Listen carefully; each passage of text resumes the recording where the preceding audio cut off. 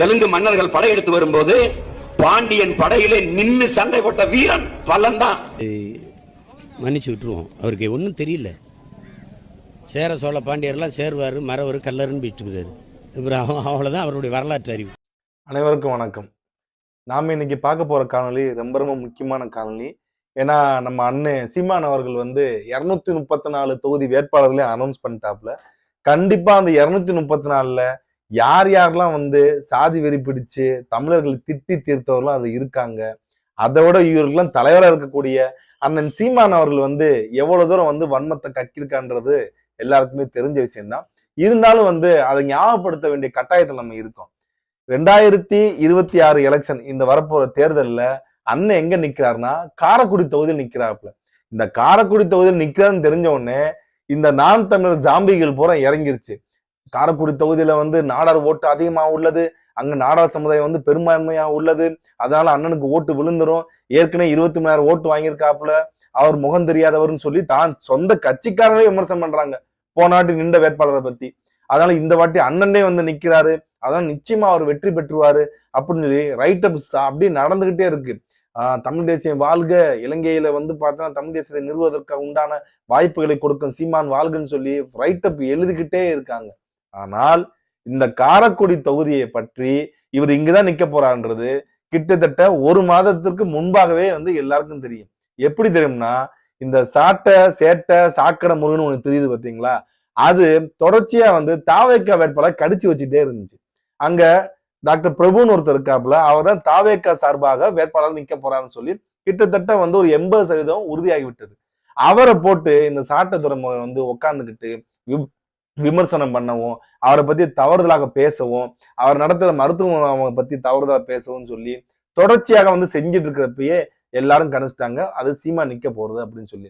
ஏன்னா வேட்டைக்கு போறதுக்கு முன்னாடி வேட்டை நான் ஏவி விடுவாங்களே எப்பயுமே, அந்த மாதிரிதான் ஒரு ஏவி விட்டாங்க. அதுவும் எவ்வளவுதான் குலைக்க முடியுமோ எவ்வளவுதான் கடிக்க முடியுமோ அவ்வளவு தூரம் கடிச்சு வச்சிருச்சு.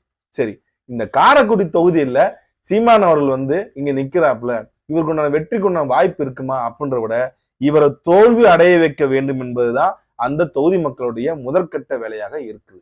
ஏன் இருக்குதுன்னா, இவர் தொடர்ச்சியாக முக்குளத்தூர் சமுதாயத்தை எவ்வளவு தூரம் இழிவுபடுத்தி பேசியுள்ளார் என்பது அனைவரும் அறிந்ததே.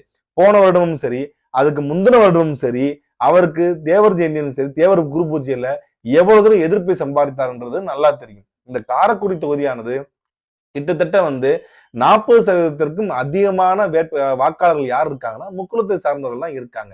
ஏன்னா காரைக்குடி தாலுகாவும் சரி, தேவகோட்டை தாலுகாவும் சரி, முழுக்க முழுக்க முக்குளத்தால நிரம்பி வலிக்கப்பட்ட ஒரு தாலுகாவா தான் இருக்குது. அதுலயும் தேவகோட்டையில எடுத்துக்கிட்டீங்கன்னா கிட்டத்தட்ட உங்களுக்கு அந்த தேவகோட்டை தாலுகால மட்டுமே 50% மேல உள்ள வாக்காளர்கள் முக்குளத்தூர் சமுதாயத்தை சேர்ந்தவர்கள் தான் இருக்காங்க. இந்த தேவகோட்டை தாலுகாக்குள்ள தான் கண்டதேவின்ற அந்த புகழ்மிக்க அந்த கோயிலும் அங்கதான் இருக்கு. அது மட்டும் இல்லாம நாட்டு கணக்கு எடுத்துட்டோம்னா உஞ்சனை நாடு என்பது காரைக்குடிக்கு வரைக்கும் போகுது. இந்த சைடு பாத்தீங்கன்னா மீமிசல் வரைக்கும் பறந்து விருந்து இருக்கின்ற ஒரு இடம் தான் இந்த தேவகோட்டை தாலுகான்றது. மீமிசல் கடற்கரைக்கு போறதுக்கு முன்னாடி தேவகோட்டை தாலுகா முடிஞ்சிடும். பட் இருந்தாலும் அந்த அளவுக்கு பார்த்தா நிலப்பரப்புலையும் சரி மக்கள் தொகையிலும் சரி அதிகமா காணப்படக்கூடிய ஒரு தாலுகாவை தான் தேவகோட்டை தாலுகான்றது இருக்கு. இப்படி இருக்க சூழ்நிலையில முக்குளத்தூர்களை அசிங்கமாகவும் பேசிவிட்டு, அவர்களை தரக்குறவாகவும் பேசிவிட்டு, அதே தொகுதியில இவர் நின்றுகிட்டு தன்னோட ஜாம்பிகளை விட்டு இதுல நாடார் ஜாஸ்தியா இருக்குன்னு எழுதுறா தம்பி, இவங்கெல்லாம் ஜாஸ்தியா இருக்காங்க எழுதுறா தம்பி அப்படின்னு சொல்லி ரைட் அப் எழுத சொல்லியிருக்காப்புல அண்ணன் சீமான் அவர்கள். இவருடைய கொஞ்சம் நஞ்சம், அதாவது நான் இவங்க கட்சி ஆரம்பிச்சு எதுக்காண்டி ஆரம்பிச்சாங்க, திராவிட கட்சியிலே ஒழிப்போன்னு ஆரம்பிச்சாங்க. அதுக்கப்புறம் என்ன ஆச்சு, அதிமுக கூட பாத்தீங்கன்னா ஓட்டு போடுன்னு சொல்லி அதிமுகவுக்கு ஓட்டு கேட்டு போனாங்க. அதன் பின்பு பிஜேபிக்கும் ஓட்டு கேட்டு போனாங்க. அப்புறம் திமுக நான் கடுமையா எதிர்க்கிறேன்னு சொல்லிட்டு அவங்களோட இப்ப இணக்கமா போக ஆரம்பிச்சிட்டாங்க. கடந்த ஒரு கிட்டத்தட்ட தாவேக்கன்ற ஒரு கட்சி ஆரம்பிச்சதுக்கு பின்பு இவர்கள் திமுக எதிர்ப்பு என்பது எவ்வளவு தூரம் இருக்குன்னு எடுத்து பாருங்க. அந்த எதிர்ப்புன்றது கிட்டத்தட்ட 1% நிக்குது. சும்மா அப்பப்பைக்கு விஜய் திட்டிகிட்டே இருக்கிறது, அப்படி சாப்பிட்டே இருக்கிறது, அப்படி லைட்டா தொட்டுக்கிறது, ஊர்கா மாதிரி திமுக எதிர்ப்பு தொட்டுக்கிறது அப்பப்பைக்கு. முழுக்க முழுக்க இந்த தாவேக்கா எதிர்ப்பு என்பது இவங்க செய்யற கையில் எடுத்திருக்க அந்த விஷயமானது நான் எப்படி பாக்குறேன்னா, திமுகவிடம் பணம் வாங்கி இதை செய்கிறாள்ன்றது அந்த ஐயம் எனக்கு உள்ளது, மக்களுக்கு அந்த ஐயம் உள்ளது. ஏன்னா இவங்க தாவேக்கா முழு எதிரியை யாரை பாக்குறாங்க, அதிமுக என்ற கட்சி பேரே வாயை திறந்து சொல்ல மாட்டாங்க. எங்களுக்கு எதிரியே திமுக தான், திமுக தான் எங்களுடைய எதிரி. எங்களுடைய கொள்கை எதிரி பாஜகன்னு சொன்னாலும் திமுக பத்தி முழுமையாக வந்து அவர் விஜய் அவர்கள் விமர்சனம் பண்ணிட்டு வராப்புல. அப்படிப்பட்ட தாவேக்கா வந்து யாரை எதிர்க்கிறாங்க? திமுக தானே எதிர்க்கிறாங்க. அப்ப சீமான் அவர்கள் வந்து பாத்தீங்கன்னா யாருக்கு ஆதரவா நிக்கணும்? அதை விட்டுட்டு தாவேக்காவை மட்டுமே திட்டி தீர்க்கின்ற முழு நேர தொழிலாக அவரும் சரி, இந்த சாக்கடை துரமுறனும் சரி, இடும்பாவனம் கார்த்தியும் சரி, தன்னுடைய ஜாம்பிக்களும் சரி, அனைவருமே அதே வேலையை பாக்குறாங்க. ஏன் இதே வந்து விஜய் அவர்கள் தமிழர் தானே, அவரு தமிழ் குடியை சேர்ந்தவர் தானே, அவரு கட்சி ஆரம்பிக்கிறாருல, சரி ஆரம்பிச்சு யாரை எதிர்த்து வந்து பார்த்தா ஆரம்பிக்கிறாப்புல? திமுக எதிர்த்து ஆரம்பிக்கிறாப்புல. இதுக்கு முன்னாடி திமுகவை எதிர்த்து ஆரம்பித்த ஒரு கட்சியா இருந்த தேமுதிகவோட நிலைமை எனக்கு என்னைக்கு போயிருக்கு, எங்க போய் நிக்குது, அவங்க யார்கிட்ட போய் நிக்கிறாங்க, இதை பத்தி எல்லாம் விமர்சனம் பண்ணவே மாட்டாரு. அண்ணனுக்கு வந்து பாத்தீங்கன்னா ஒரே விஷயம்தான், வசூல் காசு வந்துட்டே இருக்கணும். அதுக்கு வந்து பாத்தீங்கன்னா திமுக திட்டிகிட்டே இருந்தாரு. இப்ப வந்து பாத்தீங்கன்னா தாவேக்கா திட்ட ஆரம்பிச்சிட்டாப்புல. காசு வந்து பாத்தீங்கன்னா அங்க மேல இருந்துன்னா வந்து ஈழத்தமிழர்களுக்கு கொடுக்கின்ற அந்த வருமானம் குறையும் போது டக்குன்னு திமுக போய் புடிச்சுக்கிட்டாப்புல.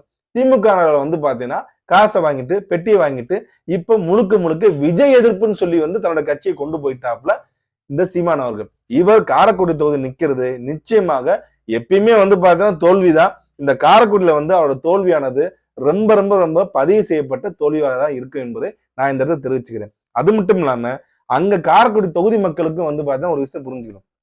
இது வரைக்கும் காரைக்குடி தொகுதிகளுக்கு உட்பட்ட எந்த பகுதியிலாவது மக்கள் பிரச்சனைக்கு சீமான் வந்து நின்றுப்பாரா? கண்டதேவி தேரோட்டத்தில் வந்து அவருடைய நிலைப்பாடு என்ன? காரைக்குடியில இருக்கின்ற மாநகராட்சி பிரச்சனையில அவருடைய நிலைப்பாடு என்ன? திமுக எதிர்ப்பு என்பதை காரைக்குடி தொகுதியில வந்து அவர் எப்படி பதிவு செய்ய போறாரு? காங்கிரஸ் எதிர்ப்பு என்பதை அவர் எப்படி காரைக்குடியில பதிவு செய்ய போறாப்புல? ஏன்னா காங்கிரஸை பத்தி அவ்வளவு தூரம் 2011, 2011, 16, 2018 வரைக்கும் 19 வரைக்கும் பேசிட்டு இருந்தாப்புல. அதுக்கப்புறம் அவர் காங்கிரஸ் எதிர்ப்பையும் விட்டாரு. அதுக்கு வந்து திமுக எதிர்ப்பை முழு நேரமா எதிர்த்து வந்துட்டே இருந்தாரு. அப்புறம் திமுக எதிர்ப்பையும் விட்டாரு. இப்ப முழுக்க விஜய் எதிர்ப்பு மட்டுமே வந்து பண்ணிட்டு இருக்காரு. ஆக மொத்தம் தான் ஜெயிக்கிறதுக்கோ தான் கட்சி ஜெயிக்கிறதுக்கோ எந்த வேலையும் பார்க்க கிடையாது. Threaten politics. நான் வந்து பாத்தீங்கன்னா உன்னை இப்படி மிரட்டி பணம் சம்பாதிக்க வேலைதான் அவர் செய்தார்ன்ற அந்த ஐயம் என்பது அனைவருக்குமே அதிகமாவே இருக்கு. அது மட்டும் இல்லாம அவர் கட்சியில இருந்த முக்கியமான நபர்கள் பூராத்தையும் வந்து வெளியேறி, அதாவது ராஜீவ்காந்தி அவர்களும் சரி, கல்யாண சுந்தரம் அவர்களும் சரி, காளிமா அவர்களும் சரி, அவங்க வெளியே போனதுக்கு அப்புறம் அவங்கள உருவ கேலி பண்ணியும் அவங்கள பாலியல் ரீதியான வந்து பாத்தீங்கன்னா வந்து கமெண்ட் செய்வதும் அதிகமா செஞ்சது யாருன்னா நாம் தமிழர் கட்சி தான். வேற யாருமே கிடையாது. நீங்க வந்து ராஜீவ்காந்தி அவர்களையோ, கல்யாண சுந்தரத்தை அவர்களையோ, காளிமா அவர்களையோ யார் அதிகமா விமர்சனம் பண்ணாங்கன்னா திமுக அதிமுக காரங்களை விட ரொம்ப கொச்சை விமர்சனம் பண்ணது இந்த நாம் தமிழர் கட்சி தான். நாம் தமிழர் கட்சின்னு சொல்லிக்கிட்டு உண்மையான தமிழ் தேசியவாதிகளையும் தமிழ் தேசியத்தையும் வளராம பாத்துக்கிறதுக்கு தான் இந்த சீமான் அவர்கள் உருவாக்கப்பட்டிருப்பாருன்றதே மிக வந்து பாத்தீங்கன்னா அச்சமத்தோட தான் அனைவரும் இருக்காங்க. அது மட்டும் இல்லாம நேற்று நடைபெற்ற அந்த மாநாட்டுக்குண்டான செலவு யார் கொடுத்தாங்க, எங்க இருந்து பணம் வந்துச்சுன்னு சொல்லி ஒரு வார்த்தையாவது சீமான் வாயத்தை வந்து பேசுவாரா? எங்க இதே மாதிரிதான் திமுக நடத்தது, அதிமுக நடத்தது, தாவேக்கா நடத்தது, அங்கெல்லாம் கேட்காம சீமான் மட்டும் ஏங்குறீங்கன்னா இவர் தான் வந்து பாத்தீங்கன்னா மக்கள்கிட்ட வந்து பணம் வசூல் தான் பண்ணிதான் நான் நடத்துறேன்னு சொல்றாருல. என்னென்ன மக்கள்கிட்ட பணம் வசூல் பண்ண, எவ்வளவு காசு செலவு பண்ண அப்படின்றத வந்து கணக்கு காட்ட முடியுமா? நிச்சயமா காட்ட போறது கிடையாது. ஏன்னா அவர் வாங்குவது கார்பரேட் தொழிலாளர்கள்ட்ட மட்டும், கார்பரேட்ல அங்க வாங்கிக்கிறாரு, பிளஸ் திமுக வாங்கிக்கிறாரு. இதுதான் நிதர்சனமான உண்மை. அதுக்கு வந்து பாத்தீங்கன்னா நிறைய மணல் மாஃபியா பின்னாடி இருக்காங்க, குவாரிகளோட அதிபர்கள் பின்னாடி இருக்காங்க, அது மட்டும் இல்லாம மிகப்பெரிய கட்சியும் பின்னாடி இருக்குன்றதுதான் அதிகமா அனைவரும் பேசக்கூடிய விஷயமாக இன்று இருக்கிறது. ஏன்னா இதெல்லாம் வந்து உண்மை வந்து என்னன்னு தெரிஞ்சுக்கிறதுக்கு நீங்க வேற யாரை பத்தியும் பார்க்கணாங்க. சாக்கடை வீடியோ வந்து பாருங்க, அதை டவுன்லோட் பண்ணி பசங்க ஷேர் பண்ணாங்களா, அதை எடுத்து பாருங்க. சாக்கடை துறைமுறை யார் யாரெல்லாம் மிரட்டி எப்படி எப்படிலாம் பணம் வசூல் பண்றான்றது அனைவரும் அறிந்த மாதிரி தான் வந்து இன்னைக்கு வெளிப்படையாக பேசுறாங்க. அவர் யாரை பத்தி பேசுறாருன்னு சொல்லிட்டு கொஞ்சம் பின்புலத்தை எடுத்து பாருங்க, ஏதாவது தொழில் இருப்பாங்க, அடுத்து அதை பத்தி பேச மாட்டாப்புல, கடந்து போயிடுவாப்புல. அது மட்டும் இல்லாம இந்த காரைக்குடி தொகுதியில இங்க இருக்கிற முக்குளத்தோர்களுக்கு இப்பதான் ஒரு விஷயம் வந்து புரியுது. என்ன புரியுதுன்னா, சுபமுத்துக்குமாருடைய அவருடைய கொலை வழக்கு யாரால் நடத்தப்பட்டது, ஏன் நடத்தப்பட்டது, அந்த கொலை வழக்கிலிருந்து எப்படி குற்றவாளி விடுதலையானார்கள், நாம் தமிழர் கட்சி வந்து பாத்தீங்கன்னா ஏன் இந்த விஷயத்த வந்து பேச மாட்டேது, வீர வணக்கம் செலுத்த மாட்டேது, அவர் புதைத்த பணத்தை வந்து பாத்தீங்கன்னா தோண்டி எடுத்தது யாரு, சாக்கடை முறையை வந்து பார்த்தா அவர் ரோல் என்ன அப்படின்றது எல்லா விஷயமே வந்து இப்ப மக்கள்கிட்ட கொண்டு போய் சேர்த்தாச்சு, சேர்ந்து கொண்டு இருக்கிறது. எலெக்ஷன் முடிவுக்குள்ள வந்து பார்த்தோன்னா இன்னும் அதை தீவிரமா கொண்டு சென்று சேர்க்கப்படும். ஆக இந்த சீமானுடைய காரைக்குடி வெற்றியானது நிச்சயமாக அது வெற்றியே கிடையாது. 3வது இடத்திற்கு விஜய் கட்சி கூட வந்து பாத்தீங்கன்னா போட்டி போற வேலையை மட்டும்தான் வந்து சீமான் அவர்கள் பார்ப்பாருன்றத நான் பதிவு பண்ணேன். நல்லா கவனிச்சு பாருங்க. தொகுதியில் அவர் பிரச்சாரம் பண்றப்ப திமுக பத்தியோ அதிமுக பத்தியோ காங்கிரஸ் பத்தியோ அவர் பேச மாட்டாரு. முழுக்க முழுக்க விஜய் கட்சி வேட்பாளர் மட்டும்தான் அவரு எதிர்த்து பேசுவாப்புல. ஏன்னா அவர் கொடுக்கப்பட்ட அஜெண்டாவே அதுதான். நன்றி, வணக்கம்.